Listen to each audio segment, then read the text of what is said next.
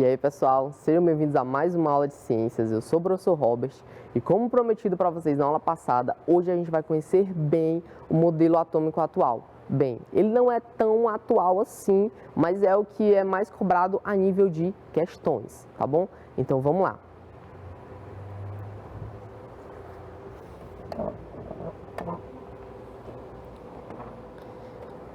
Quando eu falo de modelo atômico atual, gente, esse daqui é o modelo atômico de Rutherford Bohr. Aí você pensa assim, mas professor, você já falou do modelo atômico de Rutherford Bohr. O que eu falei lá, gente, foi só o suficiente para a gente conseguir responder algumas das questões da aula passada, tá bom? O que a gente vai ver aqui nem sempre é cobrado em questões, mas é muito importante a gente ter esse conhecimento para saber basicamente como que funciona o nosso universo, tá bom? Lembrando que a habilidade que a gente vê a habilidade que é importante para a gente é elaborar explicações sobre a constituição da matéria, considerando modelos construídos em diferentes épocas, tá bom? Vale lembrar, gente, que quando você tem ali uma união de átomos, né, basicamente tudo que a gente vê ao nosso redor, basicamente não, né? Tudo que a gente vê ao nosso redor é formado por átomos, tá bom? Então, por isso que é tão importante estudar esse modelo atômico.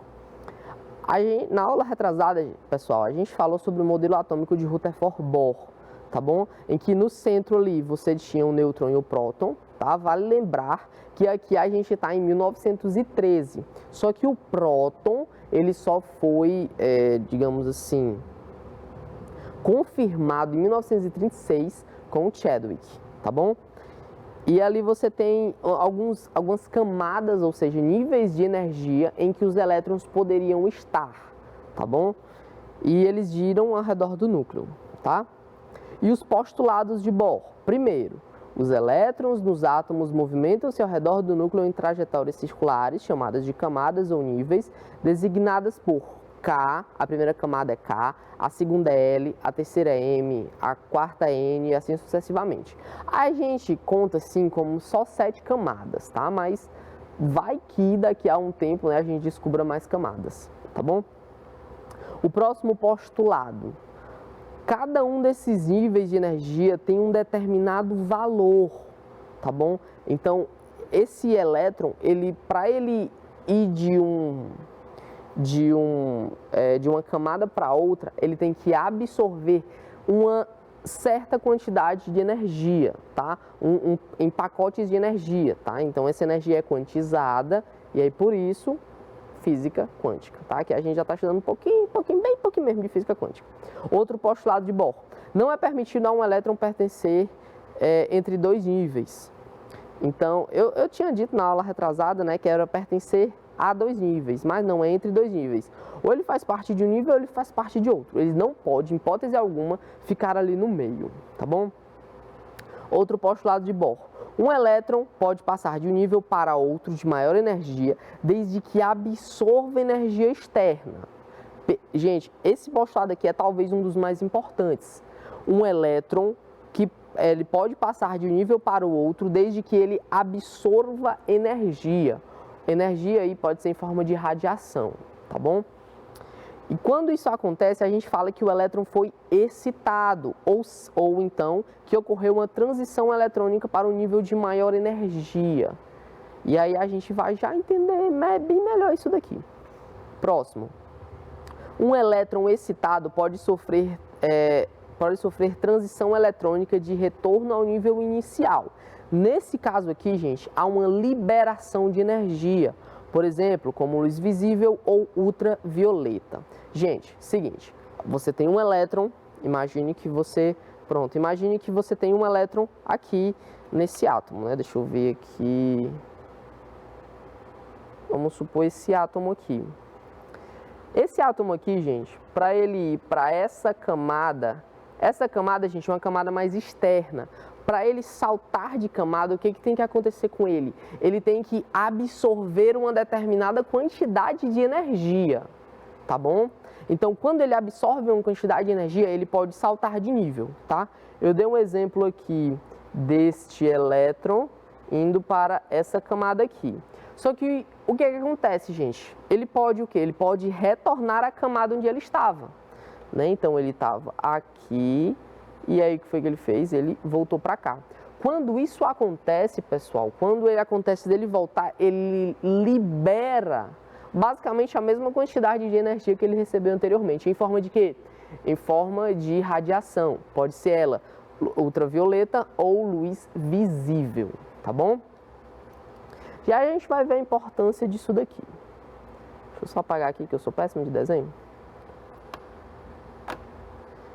Então tá, esse daqui é o modelo de Bohr, tá bom? Vale lembrar, gente, outro pequeno detalhe. Não vale a pena falar sobre isso agora não. Mas, professor, como foi que ele chegou a esse modelo aqui? Como é que o Bohr sabe disso tudo? Porque a gente não consegue ver o átomo. Lá dentro do átomo, no microscópio, nem que seja o microscópio mais poderoso do mundo, a gente não consegue ver. É o seguinte, pessoal, não sei se vocês lembram de já ter visto, já ter ouvido falar do experimento que Isaac Newton fez em 1666, em que ele deixou a luz entrar por uma pequena fresta, né, na janela. Ao passar pelo prisma, a luz foi o que? A luz foi decomposta nas cores do arco-íris. E é por isso que a gente fala que as cores do arco-íris, gente, quando elas estão juntas, elas formam a luz branca, tá? Então, é por isso também que se você tem aqui vamos supor, um papel, né? Você pega um papel, aí você pinta ele com as cores do arco-íris e você coloca esse papel para girar muito rápido. Esse papel vai ficar branco, tá? Tem esse experimentozinho legal que alguns professores fazem lá no 6º ano, tá bom? Então, ele viu que a luz branca, gente, ela é uma decomposição. Aliás, né, quando ela passa por esse prisma, ela sofre uma decomposição de todas as cores do arco-íris, tá bom? Então, inicialmente, você tinha esse experimento aqui, tá? Você tinha uma lâmpada, essa lâmpada aqui, ela passava por essa fresta. Ao passar pelo prisma, o que acontecia? Você tinha um espectro contínuo de luz visível, ou seja, todas as cores do arco-íris. Só que o que foi que o Bohr fez? Gente, o Bohr pegou lâmpadas de...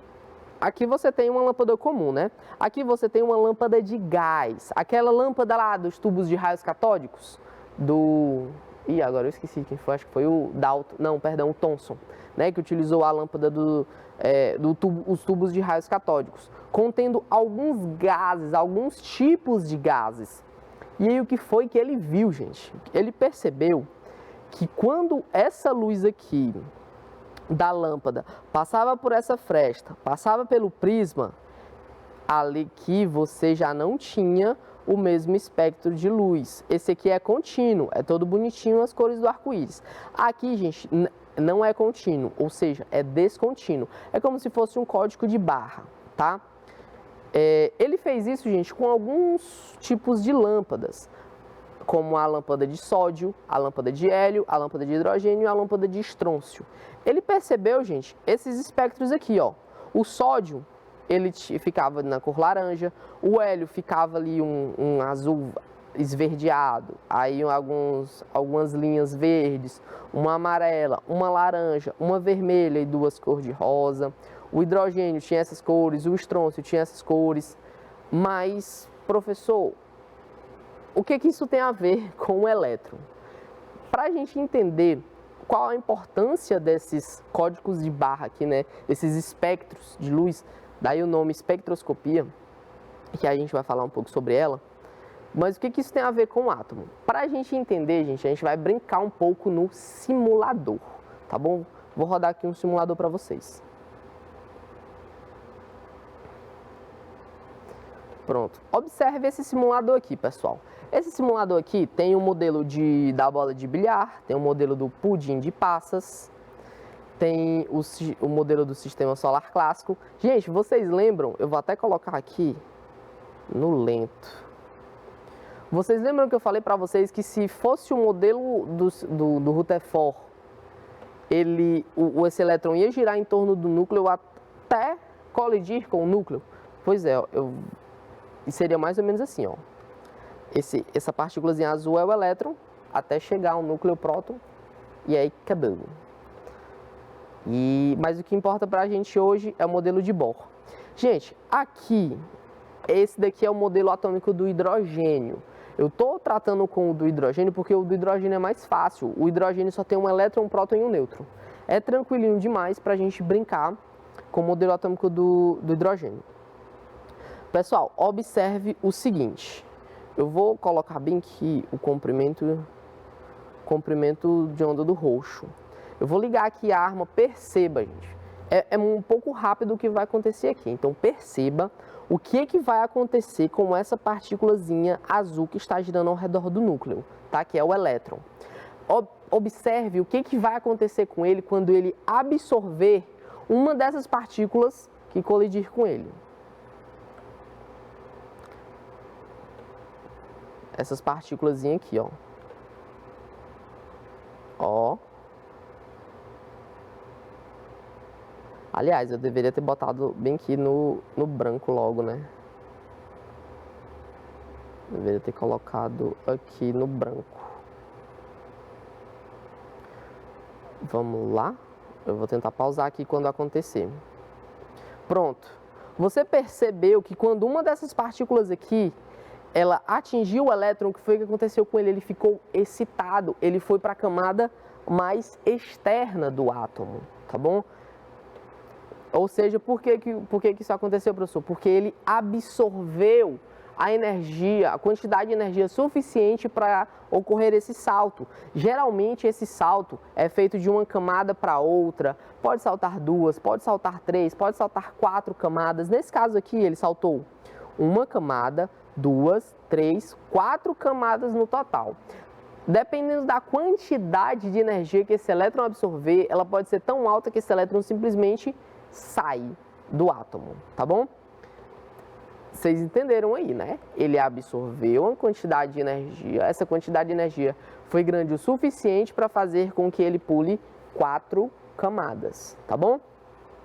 Agora vamos ver, eu vou até desligar aqui a arminha, agora vamos ver o que acontece quando ele libera essa energia, né? Porque eu falei para vocês, ele pode absorver radiação, o que faz com que ele fique excitado e pule de uma camada para outra, mas ele também pode retornar à sua camada de origem. Vamos ver o que acontece quando ele libera essa energia, tá bom? Gente, é muito rápido, então prestem bastante atenção. Tá aqui o nosso elétron, bonitinho, né? Mas aí saltou pro lado errado, né? Eu vou tentar fazer de novo aqui. Vamos lá, tá aqui o elétron na segunda camada. Ó, você percebeu que quando ele voltou, liberou uma quantidade de energia, né? Mas não é isso que eu quero.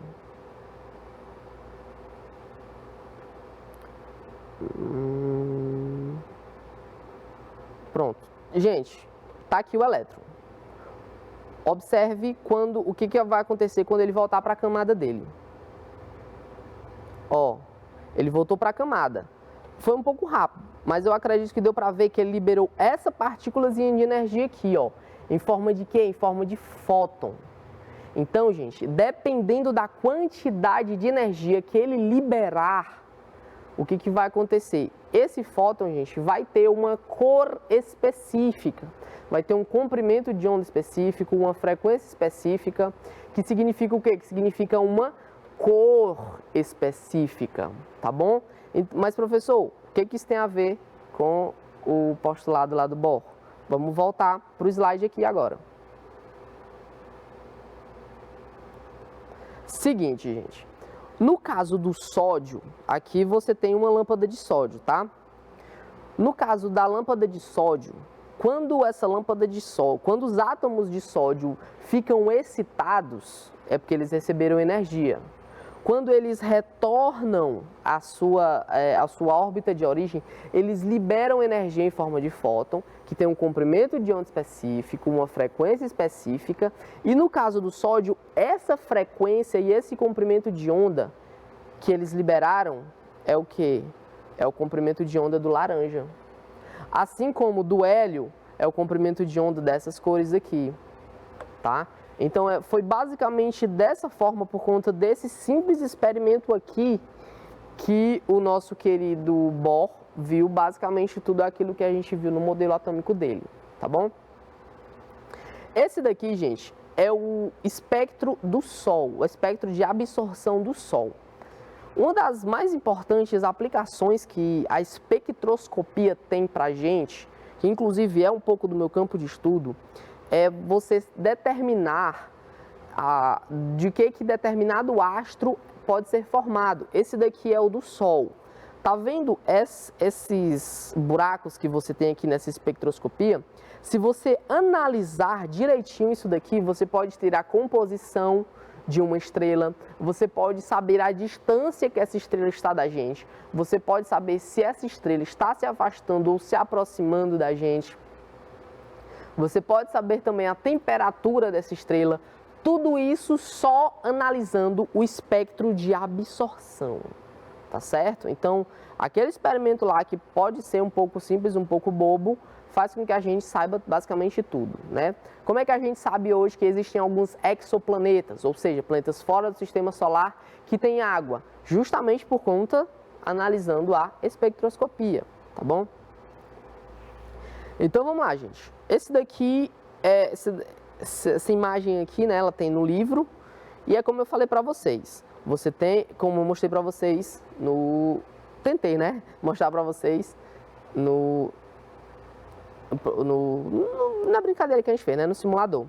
Se você tem um elétron e ele absorve energia, essa absorção do elétron, esse elétron se excita, faz com que ele salte de uma camada para outra, tá bom? E aí vamos supor que esse átomo aqui, esse elétron, ele recebeu uma quantidade de energia o suficiente para saltar 2 camadas.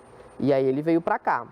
Tá bom? Mas o que a gente viu no simulador? A gente viu que esse elétron volta, ele retorna para a camada dele, né? Ele pode retornar para a camada.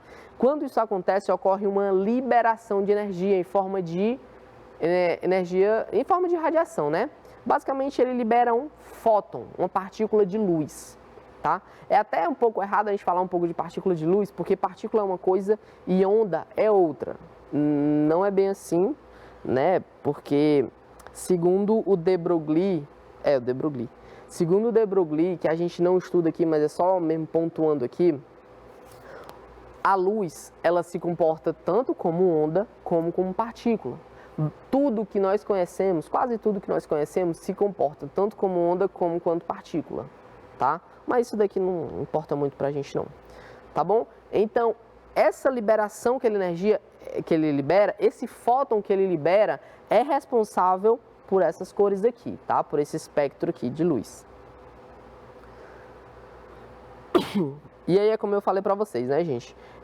Esse átomo retornando aqui do nível excitado, ele vai liberar aqui, né? Ele vai liberar radiação, o que gera então essas cores diferentes no espectro de luz, tá bom? Então agora a gente vai falar um pouco sobre as partículas subatômicas. Gente, a gente já viu que dentro do átomo nós temos os prótons, os nêutrons e os elétrons. Os prótons, eles têm uma carga relativa de 1. Professor, 1 o quê? 1 grama, 1 quilo, 1 tonelada? Não sei. Na verdade, essa unidade que a gente utiliza aqui, 1, é só uma unidade, 1U, tá? A unidade não importa muito não, tá bom? Mas o que vai importar? O que vai importar, gente, é que a gente sabe que prótons e nêutrons têm a mesma massa, tá bom? A massa do próton é exatamente igual à massa do nêutron, tá bom? Agora, quanto à massa do elétron, a massa do elétron é 1836 vezes menor do que a massa do próton ou do que a massa do nêutron, tá bom? Agora, isso daqui é quanto à massa. E quanto à carga, professor? O próton, ele tem uma carga elétrica relativa de 1, uma unidade. O nêutron, ele não tem carga elétrica. E o elétron, ele tem a carga elétrica menos 1, tá bom? Então, isso aqui é bem importante pra gente, saber a massa e saber a carga elétrica, tá bom? Agora, vamos falar um pouco sobre processos de eletrização. Pessoal, como eu falei para vocês, eu vou até colocar bem aqui no simulador, novamente, aqui a gente vai ver novamente o simulador aqui, para a gente brincar um pouco como que seria mexer com um átomo. aqui você tem um átomo, tá? Eu montei aqui esse átomo. Um átomo, eu vou botar aqui no núcleo, eu vou botar 2 elétrons, 2 prótons e 2 nêutrons. Gente, seguinte, aqui você tem um átomo neutro. Aqui no centro você tem um elétron, você tem um nêutron e um próton. O próton aí é essa partículazinha laranja e o nêutron essa partícula cinza e o elétron essa partícula azul. No centro, você só pode ter o próton e o nêutron. Se você mexer no centro, gente, por exemplo, tá aqui um átomozinho bonitinho de hélio. Se eu jogar um nêutron aqui e tiver muitas outras partículas de hélio, você pode ter uma chamada reação em cadeia que gera uma grande liberação de energia. E foi com esse conceito que foi criada a bomba atômica, tá bom? Mas não utilizando o hélio, utilizando o urânio. Tá? Mas isso aqui não é bem importante não. Só que aqui no núcleo você não pode mexer. Se mexer, a confusão é grande. Mas em volta do núcleo, né, que é a região onde os elétrons circulam, você pode mexer. Né? Então você tem diferentes tipos de eletrização. Professor, o que é eletrização? É quando você tem uma troca de elétrons em determinados materiais, tá bom? Mas quais são esses tipos de processo de eletrização? A gente vai voltar aqui para o slide para falar um pouco dela. Pronto. Os processos de eletrização, gente, primeiro, eletrização por atrito. Imagine só que você pegue o seu cabelo e você pegue um balão, né? Você enche lá o balão e tal, você esfrega no seu cabelo. Esse tipo de eletrização é eletrização por atrito. É tanto que se você cortar uns pedaços de papel bem pequenininho mesmo, e depois que você eletrizar o balão, você aproximar ali do papel, o que vai acontecer? Aquele papel vai ser puxado. Por quê? Porque existe ali uma diferença de cargas elétricas. Enquanto o balão está eletrizado, o papel está neutro. E aí o que acontece?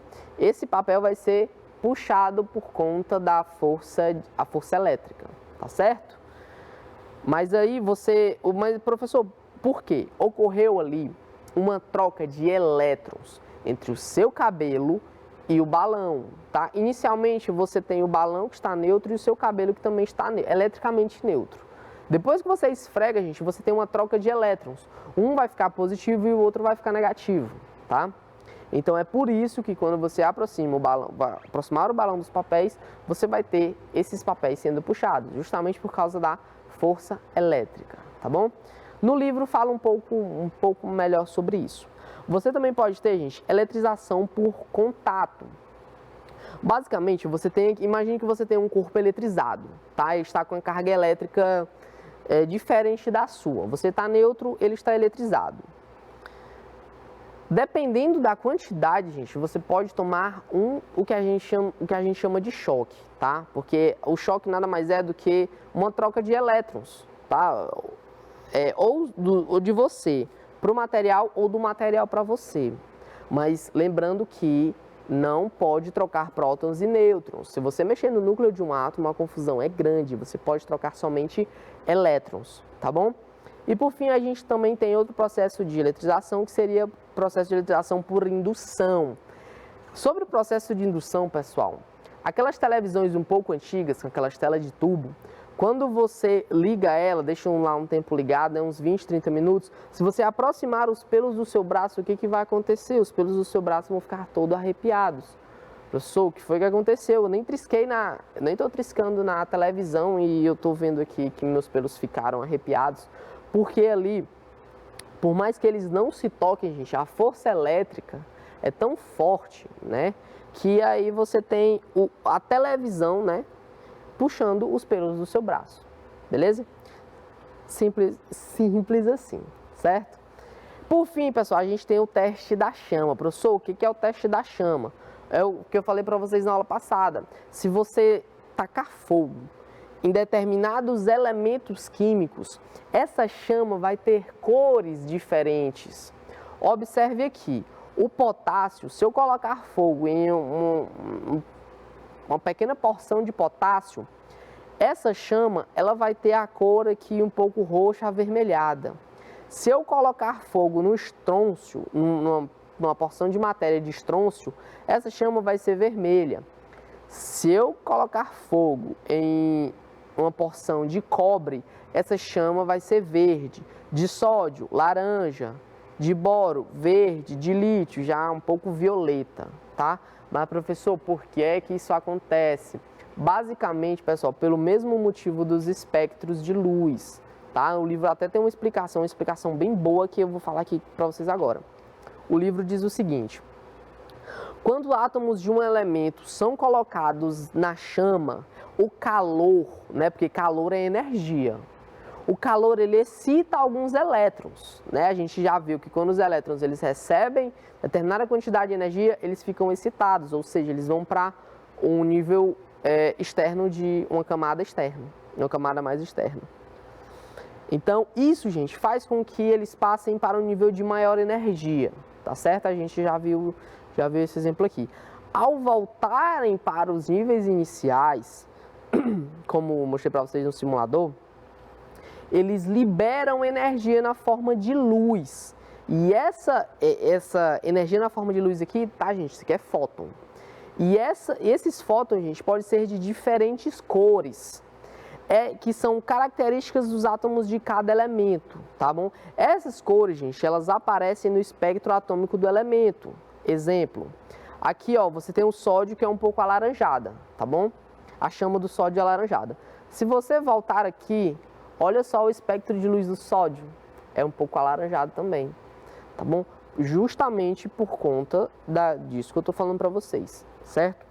Então, a mistura dessas cores, emitidas simultaneamente por diversos átomos, resulta na cor vista no teste da chama, tá bom? Então, o teste da chama tem basicamente tudo a ver com o experimento do Bohr, tá? Então, a gente vai ficando por aqui, pessoal. Eu espero que vocês tenham gostado. Espero que essa aula tenha sido esclarecedora para vocês em diversos aspectos, tá bom? Então, a gente vai ficando por aqui. Fiquem bem e até a próxima.